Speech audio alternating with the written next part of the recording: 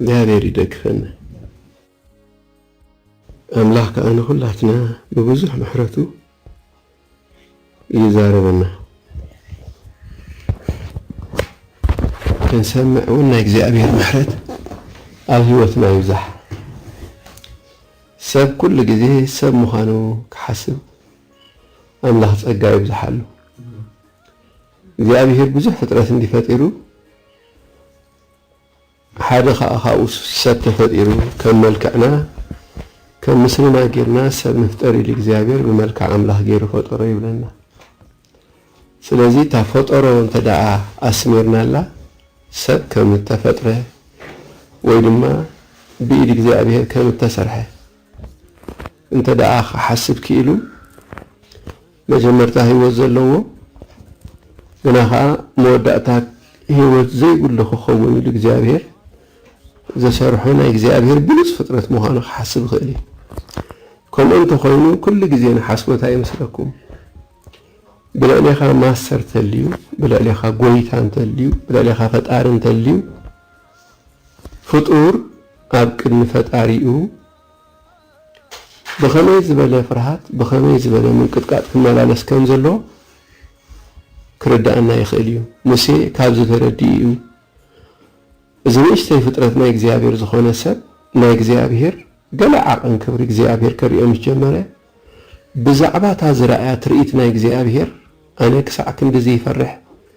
እንብድበል ኣለኹ ክሳዕ ዝብል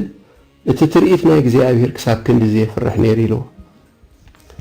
ዝገርም ሙሴ ዝረኣዮ ክብሪ መጽሓፍ ቅዱስ ምስ ሓድሽ ኪዳን ሕጂ ንሪኦ ክብሪ ኣወዳዲሩ ክዘራረብ ከሎ ከምዚ ኢልና እታ ናይ ሙሴ ንእሽተይ እዛ ሕጂ ትግለጽ ክብሪ ግን ዓባይ ማለት እታ ናይ ከረንሲና ክብሪ ሙሴ ዝረኣያ ንእሽተይ እዛ ሕጂ ኣብ ከረን ጽዮን ኣምላኽ ትግለጽ ናይ እግዚአብሔር ክብሪ ከዓ ዓባይ ሰብ ናብዚ ክብሪ እዚ ተጸዊዑ ዘሎ ማለት ብዛዕባ እቲ ክብሪ እግዚአብሔር ክንሓስብ ከለና ብዛዕባ እቲ ዕቤት እግዚአብሔር ክንሓስብ ኣለና ብዛዕባ ዕቤት እግዚአብሔር ክንሓስብ ከለና ክሳብ ክንደይ ደቀቕቲ ፍጥረት ናይ ኣምላኽ ምዃንኻ ክንርዳእ የድልየና ሙሴ ስቕኢሉ ይኮነን ናይ እግዚአብሔር ክብሪ ምስ ተገልጸ ደልይዎ ይኮነን ክሳብ ክንዲዚ ኣነ ብዛዕባ ትርኢት እግዚአብሔር ምስ ረኣኹ ክፈርሕን ክንብድበድን ጀሚረ ኢሉ መዓስ ሙሴ ጥራይ ኩሉ እቲ ህዝቢ መዓስ ኩሉ ህዝቢ ጥራይ ከረንሲና ባዕሉ ካብ ክብሪ እግዚአብሔር ዝተላዕለ ፈሪሁ የንቀጥቅጥ ነይሩ ኢሉ ኣኽራን ዘንቀጥቅጥሉ እግዚአብሔር ይርኢሎም ኣብ ቅድሚ እግዚአብሔር ኩሎም አንቀጥቂጦም ኣምላኽ መን ክንፈልጥ እግዚአብሔር ደልየና ንሕና ከዓ ንእሽቶ ፍጥረት ናይ እግዚአብሔር ምዃንና እግዚአብሔር ክነስተውዕል ደልየና ሰቢ ኢሎምኹም እንተደኣ ሽም ሂቦሞ ወዲ ሰቢ እንተደኣ ተባሂሉ ፍጥረት ሰቢ እንተደኣ ተባሂሉ በቲ ዘለዎን ዝረኽቦን ኣብ ህይወቱ ክመጽእ ዘለዎ ለውጢ ኣምላኽ ክርኢ ደልኒ ማለተይ ኣብ ልቡ ክመጽእ ዘለዎ ለውጢ የለን ሰብ እዩ በቃ እግዚአብሔር ካብ መጀመርታ ሰብ ገይሩ ፈጢርዎ እንተልይዎ ሰብ እዩ እንተዘይብሉ ከዓ ሰብ እዩ ሃብታም እንተኾይኑ ሰብ እዩ ድኻ እንተኾይኑ ከዓ ሰብ እዩ ስልጣን ዘለዎ እንተኾይኑ ሰብ እዩ ስልጣን እንተዘይብሉ ከዓ ሰብ እዩ ነዚ እውን እግዚአብሔር ኣህዛብሲ ሰብ ምዃኖም ይፍለጡ ኢሉ ሰብ ምዃኖም ተፈሊጡ ኢና ኣምላኽ ብግቡእ ዘኽብሮ ስለዚ ኩላትና ሰባት ኢና በዚ ኩሉ እግዚአብሔር ክብሪ ይውሰዶ ናበይ ዝተፀዋዕና ሰብ ይህጂ ሎማዓንቲ ኣምላኽ ከረዳእና እቲ ቀዳማይ ኣዳም ብኸመይ ዝበለ ክብሪ እግዚአብሔር ከም ዝፈጠሮ መጽሓፍ ይዛረብ ካብቲ ክብሪ እቲ ከዓ ሙሴ ባርያ እግዚአብሔር ዝረኣየ ክብሪ ኣሎ ብሕፅር ዝበለ እግዚአብሔር ክግለጽ ምዃኑ እዩ ዝነግረኩም ዘሎ እግዚአብሔር ክግለጽ እዩ ኩላትና ግን ሰባት ምዃንና ንዘክር እሞ እንታይ ዝበለ ምሕረት እግዚአብሔር ሒዙ ዝመጽእ ዘሎ ከዓ ክነስተውዕል ከመይ ዝበለ ምሕረት እግዚአብሔር ሒዝና መጽእ ዘሎ ከዓ ክነስተውዕል ሙሴ ዝንእሽተይ ሰብ ናይ ሓቂ ናይ እግዚአብሔር ክብሪ እዩ ኣምላኽ ተገሊጹ እዩ ኣምላኽ ተገሊጹ ዝብል ዛንታ ክትሰምዕ ከለኻ ግን እግዚአብሔር ሓንሳብ ተገሊጹ ስቕ ዝብል ኣምላኽ ኣይኮነን እንተዘይተገልጸ ከዓ ኣምላኽ ኣይኮነን ማለት ኣይኮነን ንሱ ኩሉ ግዜ ከምኡ እዩ ኣምላኽ ከም ቀደሙ እዩ ስለዚህ ተገልጸልካ እግዚአብሔር ዘይግለጽ አምላኽ ጌርካ ትረዶ ይደልን እግዚአብሔር ይግለጽ አምላኽና ይመጽጽ ድማ ይብልን ብዛዕ ዝግለጽ አምላኽ ኢና ንዛረብ ዘለና አምላኽ በሐቂ ኣብ ታሕትን ፀሓይ ዘሎ ኩሉ ግዜ ገይሩሉ አምላኽ ብግዜ ዝመፀን ሰብ ብግዜ ዝግለጽ ብግዜ ኢኻ ክብሩ ዝገልጽ ንኩሉ ግዜ ስለ ዘለዎ ስለዚ ሙሴ ዝዕድል ዝረኺቡ ክብሪ እግዚአብሔር እዩ ንኣምላኽ ብዓበ ክብሪ ርኢዎ ክሳብ ክንደዚ አንቀጥቂጡ ፈሪኻ ሕጂ ከዓ ኣብ ህርህርን ጣቓን ደይኮነ እታ ሙሴ ዝኣተዋ ህርህርን ጣቓን ኢልዋ ኣብቲ ኸረን ሲና ዝተገፀት ህርህርን ጣቓን ኢልዋ ግን ከዓ ክሳብ ክንደዚ ይፈርሕን ይንቀጥቅጥ እንተደኣ ነይሩ ሕጂ ንሕና ናብ ከረን ናይ እግዚአብሔር ናብቶም ኣእላፋት ቅዱሳን ናብ ፍጹማን ጻድቃን ናብ ኢየሱስ ማእከላይ ሓድሽ ኪዳን ወይ ድማ ናብ ኣምላኽ ፈራዲ ኩሉ ንበፅሕ ሰባት ከመይ ዝበለ ፍርሃት ኣብ ቅድሚ እግዚአብሔር ክህልወና ከም ዘለዎ ግን የርእየካ ናብቲ ዘፍርሕ ኣምላኽ ክንበፅሕ ኢና ግን ከዓ ናብቲ ነፍቅሮ ኣምላኽ ክንበፅሕ ኢና ግን ከዓ ናብቲ ዘፍቀረና ዝፈጠረና ኣምላኽ ክንበፅሕ ኢና ኩሉ ኣብ ቅድሚ መንበር ፍርዱ ክገሃድ ከዓ ብግድን ናብዛ ኣምላኽ እዚ ንቐርብ ወይ ድማ ናብዛ ኣምላኽ እዚ ንኸይድ ከም ዘለና ፈሊጥና ድማ ብብዙሕ ናፍቆት ብብዙሕ ሓረርታ ናራንኣታ ክንብል ዘለና ህዝቢ ግን ንሕና ኢና ምክንያቱ ኣምላኽ ከምቲ ካብ መጀመርያ ንኣዳም ብሂጉ ዝፈጠሮ ክብሩ ከዓ ዝገለጸሉ ስልጣን ከዓ ዝሃቦ ንምድሪ ግዝእዋ ምለኽዋ ከዓ ዝበሎ ሕጂ እውን ኣይተጣዕሰ ምኽሩ ከዓ ይቀይረን ኣምላኽ ምኽሩ ንዘለኣለም ሓሳቡ ክገብር እዩ ኪዳኑ ከዓ ክፍፅም እዩ ንሕና ግን ከምዚ ክንብል ይፅበየና ተራ ሰብ ንፅቢ ከም ዘለና ደይኮነስ ኣምላኽ ንፅቢ ከም ዘለና ሰባት ኮይንና ብናፍቆት ኣምላኽ እግዚኣብሔር ክንፅበ ይደልየና ብናፍቆት ብፅምኣት ንኣምላኽ ክንፅበ ይደልየና ምክንያቱ እግዚኣብሔር ብዙሕ ሳዕ ህዝቡ ክፅዋዕ ከሎ ከይተዳለወ ኢሉ ፀንሑ ዘይምድላው ህዝቢ እዚ እዩ ኣይናፍቆን ኢና ኣምላኽ ኣይፅበየን ኢና ኣምላኽ ኣምላኽ ተደይተፀበየ ኣምላኽ ተደይተፀቢኹም እንታይ ክትፅበዩ ትኽእሉ ኣብ ህይወትና ቀዳማይ ትፅቢትና ቀዳማይ ናፍቆትና ቀዳማይ ድሌትና ክኸውን ዘለዎ ኣምላኽ ምግሃዱ ዘፍቅሩ እቲ ክብሪ ክገልፆ ከሎ ጳውሎስ ኮይኑ ንዓይ ጥራይ ኣይኮነን ንኩሎ ምግሃዱ ዘፍቅሩ እዩ ዝፅበዮም ዘሎ እዩ ብጣዕሚ ምግሃዲ ኣምላኽ ንፅበ ሰባት ክንከውን ኣለና ምምፃእ ኣምላኽ ንፅቢ ክንከውን ኣለና እግዚአብሔር ኣብዚ ናይ መወዳእታ ግዜ ክግለጽ እዩ ኣብዚ ዘለናይ ሰዓት እግዚአብሔር ክግለጽ እዩ ንሕና ዕድለኛታት ኢና ሕሩ ወለዶ ናይ መንግስቲ ካህናት ቅዱስ ህዝቢ ጥሪት ናይ ኣምላኽ ኢና ኣምላኽ ይኾኑ መሪፅና ነዚ ዳሕራይ ወለዶ ኣምላኽ እዩ ነዚ ኣዳልይዎ ነዚ ክብሪ እዚ ነዚ ዕጫ ግን ዝገርመኩም ዕጫ ዝረኸበ ህዝቢ ሕሬ ዝረኸበ ህዝቢ ፃውዒ ዝረኸበ ህዝቢ ብኣምላኽ ዝተሓርየ ምኽሪ ኣምላኽ ዘለዎ ህዝቢ ኣብ ግብፂ ንኣምላኽ ዝደሊ ወለዶ ኮይኑ ይፀንሐን ንኣምላኽ ዝፅበ ወለዶ ኮይኑ ይፀንሐን ንኣምላኽ ከዓ ዝናፍቕ ወለዶ ኮይኑ ይፀንሐን ኣምላኽ እዩ ሰዓቱ ኣኺሉ መፂዎ እምበር ንኣምላኽ ይፅበይዎ ይነበሩ ኣምላኽ እዩ ግዜ ሓሊ መፂ እምበር ደቂ እስራኤል ንእግዚአብሔር ይፅበ ይነበሩ ብናፍቆት ኣምላኽ ኣይፀንሑ ብሃረርታ ኣምላኽ ኣይፀንሑ ኣምላኽ ግን ምምፁ ይተረፎ ኣምላኽ ሓደ ስለ ዝተዳለወ ሓደ ንዕኡ ስለ ዝፀምዐ ሓደ ስለ ዝናፈቐ ኣይኮነን ዝመፅእ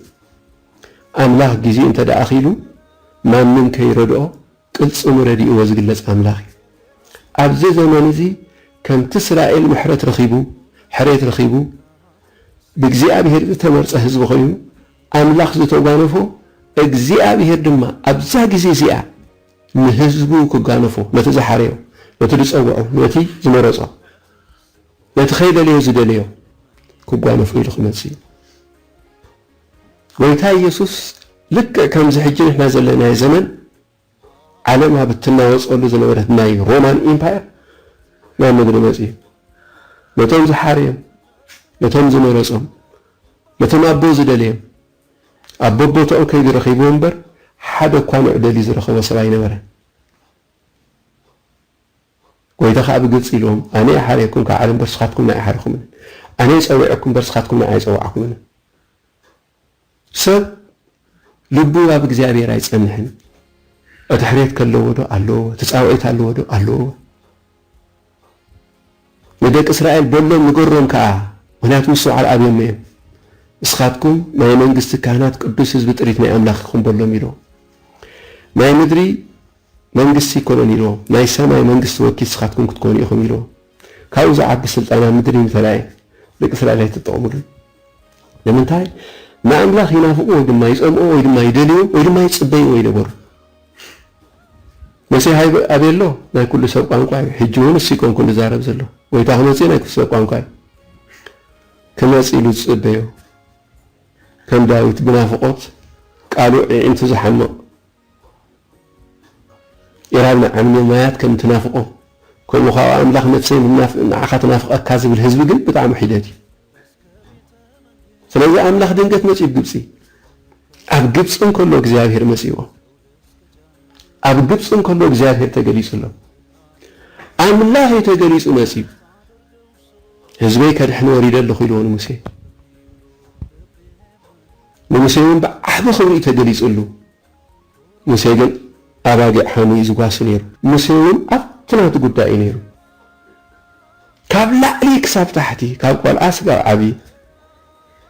التصوع أزبنا كله قدائي يسأني حوا قم كم زن هوارات هاني أحريكم زولا أتحريت رخيبه متعدل رخيبه نازع أدل زي خمز رخبه كريو نازع خبزي خمز رخبه كريو قلنا يقتني إذا زي أبهر زمان مخان خريو تتعدلتهم اتنا منجست كهنات قدوس بطريقة أملاخ مخان كريو قل مركرين سنان خديلو أملاخ زمر صخرنا له حجون أملاخ زمر صخرنا له بنبي هاجي جيرو እግዚአብሔር ተነቢ ወሰሎ شعودم صو حدا ጊዜ ንምድሪ እንቀጥቅጡ አይሉ ሕጂ ግን ደጊሞ ኢሉ ተስፋ ሂብሎ ንምድሪ ጥራይ ዘይኮነ ንሰማዩን ከም ዘንቀጥቅጥ ክገብሮ ኢሉ ተስፋ ሂብሎ ኢሉ ቲያቶና ምሕረርን ጣቀም ተጸውዑ ሰባት ከምዚ ዝበለና እግዚአብሔር ክብር እዮም እግዚአብሔር ካይልዎ ተጸውዑ ተሓሪ ህዝብ ስለ ዝኾነ ንደቂ እስራኤል ክዲቡ ሒስካይ ምጻኢሉ እግዚአብሔር ክሪብ ሒስካይ ምጻኢሉ ምስ ኣምላኽ ክራኸቡ ሒስካይ ምጻኢሉ ግን ጽንሑ መለኸት ምስተነፍሐ ምሕረት ምስተገብረ ብድሕሪኡ ክዲብ የሚሎ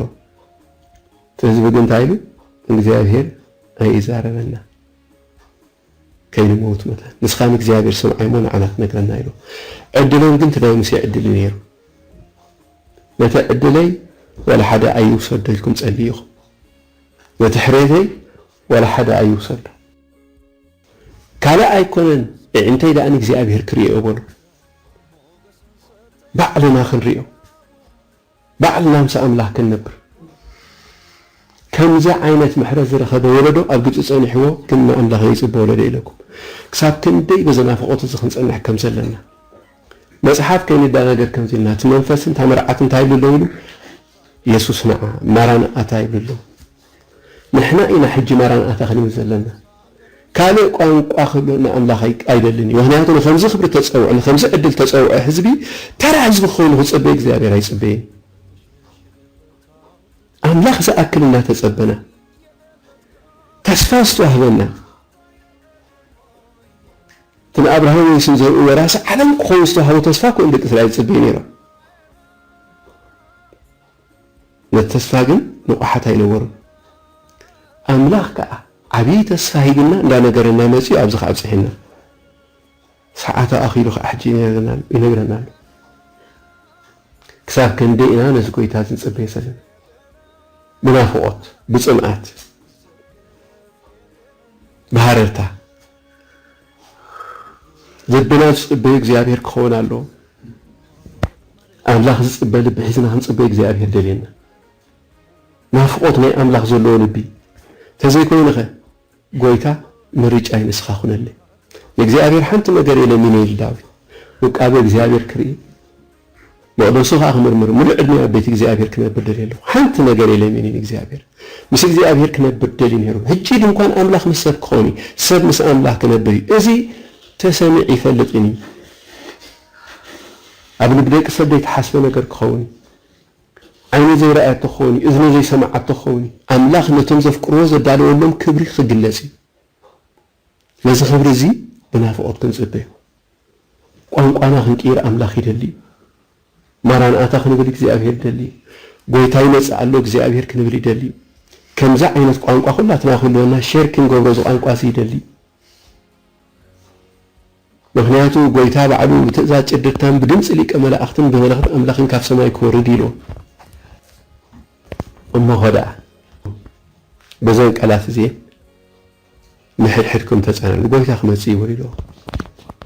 ጎይታ ኮህመጽ ነገር ኩሉ ኮህልወዲ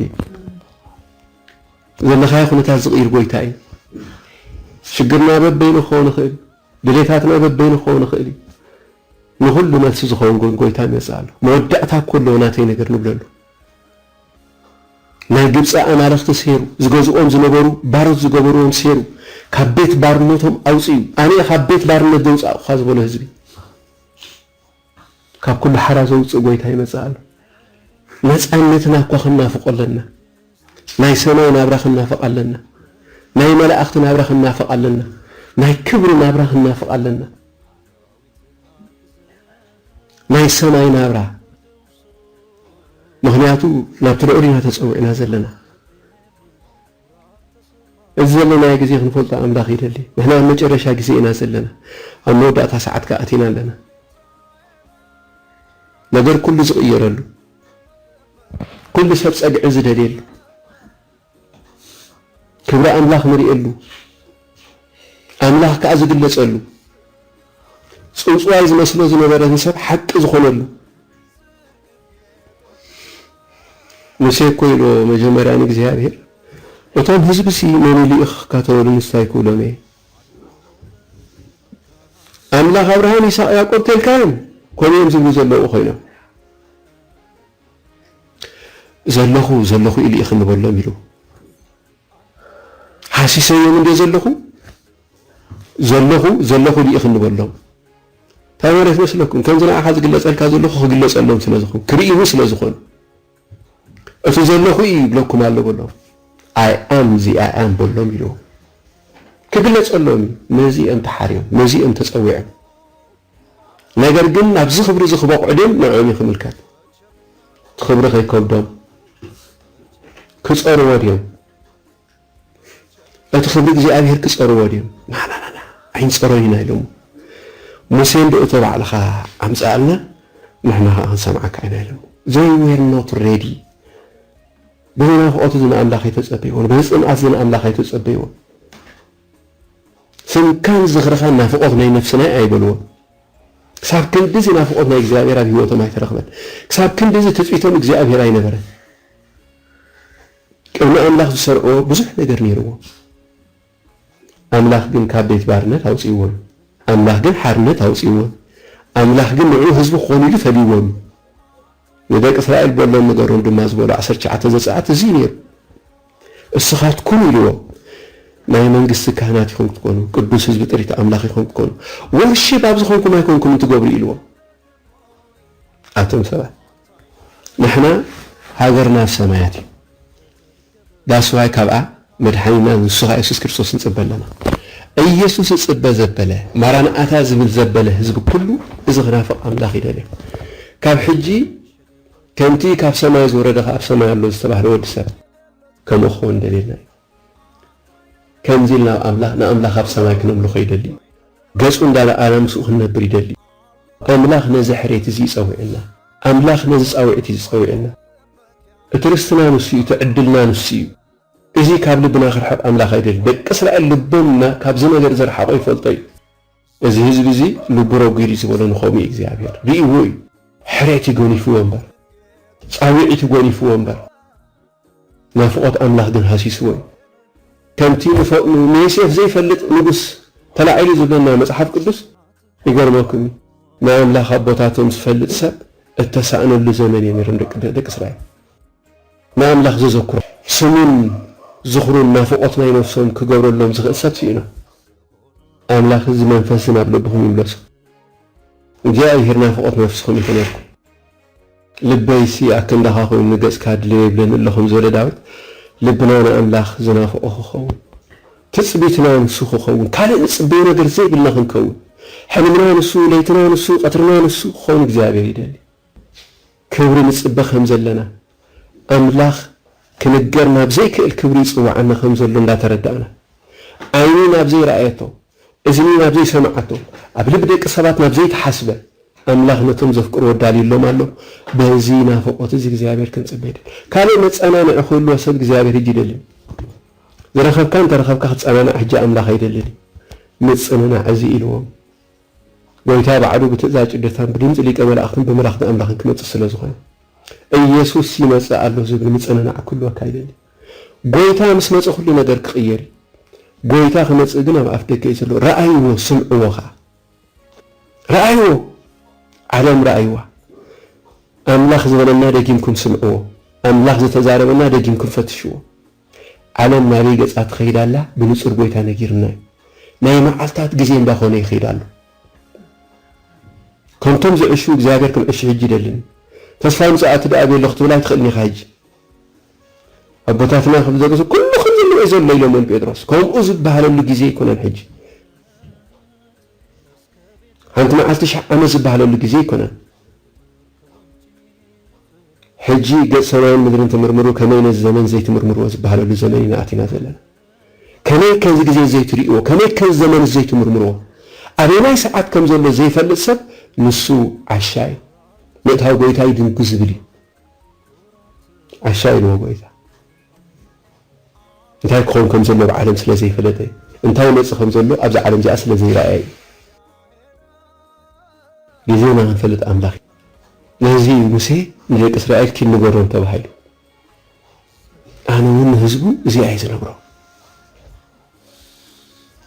ከመይ ደኣ ነዚ ዘመን ዘይትምርምርዎ ነዚ ዘመን ዝምርምሮ ሰብ ነዚ ግዜ ዝምርምሮ ሰብ ብርግጽ ከመይ ኢሉ ንኣምላኽ ክጽበዮ ከም ዘሎ እንዳሓሰበ እዩ ዝነብር ናፍቆቱ እንታይ ክኸውን ከም ዘሎ እንዳፈለጠ እዩ ዝነብር ስቕ ኢሉ ይጽበ ከም ዘሎ ይፈልጥ እዩ ኣይኑ ንእግሩ መንገዱ ዝጽበ ሰብ ብዙሕ እዩ ኣምላኽ ግን ንእግሪ መንገድኻ ትጽበዮ ኣምላኽ ከም ዘይኮነ ከረጋግጸልኩም ኣምላኽ ንእግሪ መንገድኻ ይትጽበየኒ ኢኻ ይደፍደና ኣምላኽ ንናይ ኣምላኽ ሰባት ከዓ ንእግሪ መንገድኻ ይትጽበየኒ ኢኻ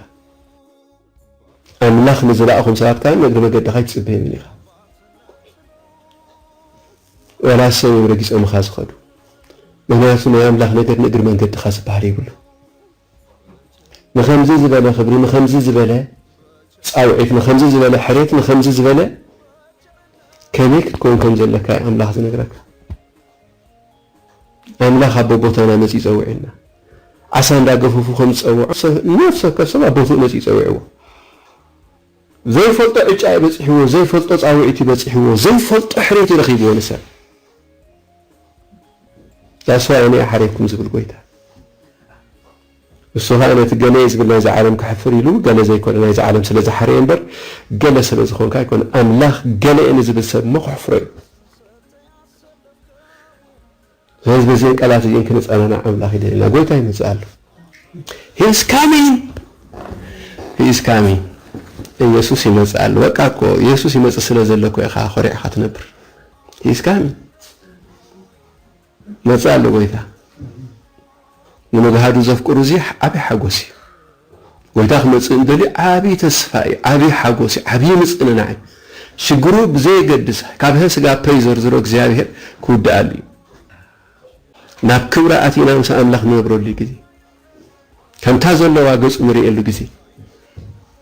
እሱ ንዝግለጽ ሓቢርና ምስኡ ስለ ንግለጽ ከምታ ዘለዋ ክንሪኦ ስለ ዝኾና ኣይመሰሎምን ከረንሲና ክሳዕ ዝበጽሑ ኣይኖ ብዙሕ ሰብ ኣይመስሎን እዩ ቅድሚ ሕጂ ጎይታ ነጊርና ነይሩ ዝክሮ ክሳብ ናብቲ ጎይታን ኣምላኽን ዘለዎ ቦታ ንኣቱ ክሳብ ናብቶም መላእኽቲ ንኣቱ ማንም ሰብ ዝርድኦ ይነበረን ማንም ሰብ ንእግዚአብሔር ከመስግኖ ይከኣለ ዝጥምት ጥራይ ነይሩ ምስ ኣተወ ሰብ ዝርድኦ ብዙሕ ሰብ ኣይርድኦን ናብ ክብሪ ከይኣተኻ ዝርዳእካ ነገር ስለዘየለ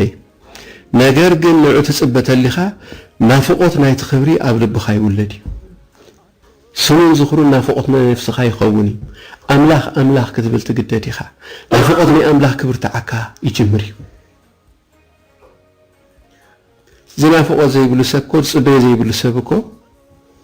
بصبي زي بلو سبكو تسفى كله يكلين تفضل تسفى نابز مدرز نير تقاي تزخون مدراوين سبات نير تزخوكم كاب كل سب نحنا مدنقصنا يبقاولس حقو ምክንያቱም ሁሉ ነገር ይፍራ አምላክ ይጽበ ስለዚህ ጎይታ ይተጻደ ፈራሪ ነተዘዳለ ወለ አኽሊል ከቀበል ይخيራለ እና አይጥራይ ገና ይኮን ምግሃዱ ዘፍቅሩ ሁሉም ምግሃድ ጎይታ ዘፍቅር ክብረ አምላክ ይጽበ ተራኢዘ ይፈልጥ ነው እግዚአብሔር ክብሩ ዝምድር ዝኹን ጸውሪና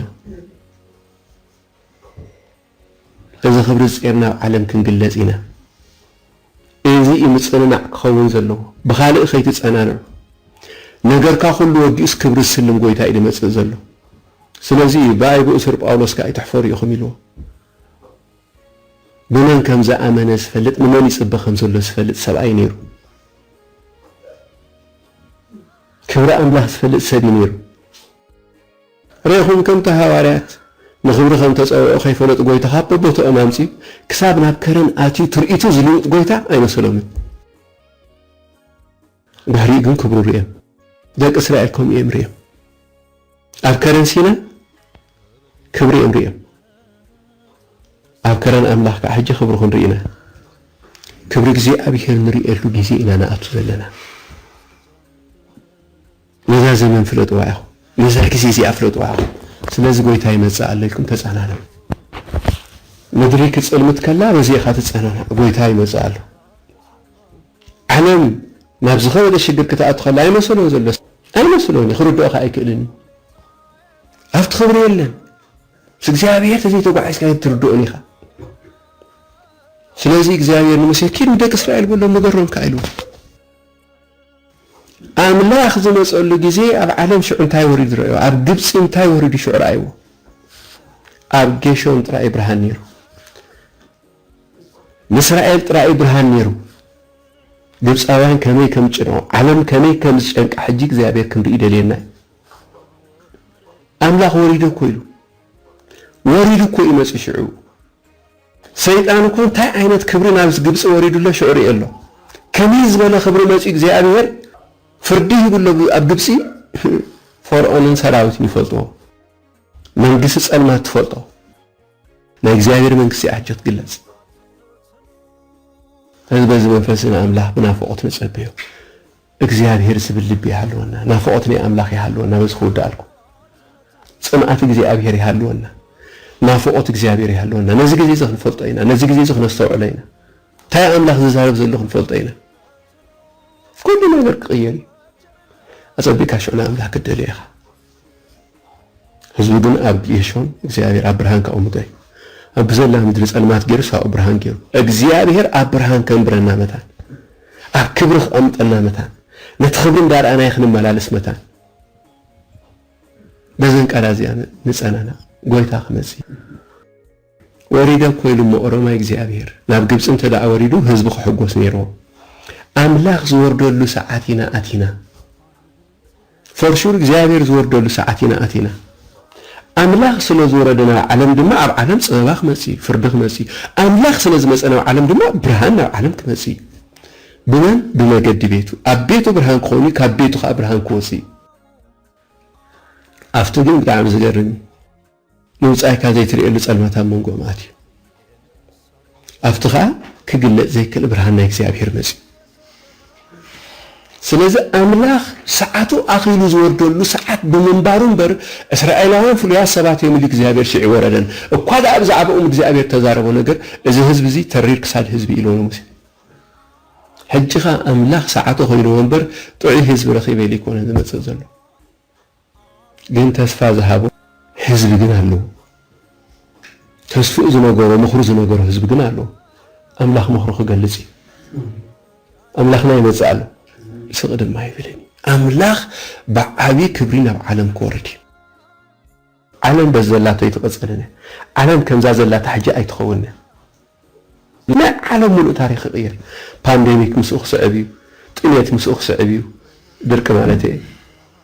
من قد قاعد ندرخ بزيحو ሰው የተጸበየ ነገር ኮን እዚ ኸኣኽለና ስዝኻ ተወሲኽና ትእምርት ምምጻእ ኻስ እንታይ ዲሎም ኩናት መንቀጥቀጥ ምድሪ ጥሜት ወይ ድማ ፌራኻ ፓንደሚክ ኢልዎ ትእምርት ምምጻእ ኻ እንታይ እዚአን ኣርባዕተ እየን ኢልዎ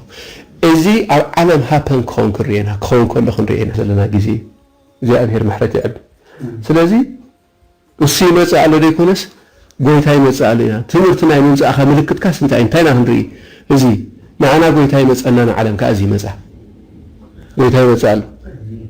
በዚ እንተ ጸናና ጎይታ እኮ ይመጽእ ዓለም ሙሉእ ናብ ኪዮስ ዝኣትወሉ ምክንያቱ ጎይታ እንታይ ዓብይ ምንቅጥቃጥ እንትርኾን ኢየሱስ ይመጽእ ኣሎ ጎይታ እንተ መጽእ እንታይ ዲ ማለት እዩ ትርጉም ከሎ ንዓና ኣብ ከረን ሲናይ ኮነን ኣብ ከረን ኣምላኽ ክንራኸብ ኢና ኣብ ከተማ ኣምላኽ ክንራኸብ ኢና ኣብ ሰማያዊት ኢየሩሳሌም ክንራኸብ ኢና ብድሓን ምጽኣና እውሎት ምሳኹም ዘሎ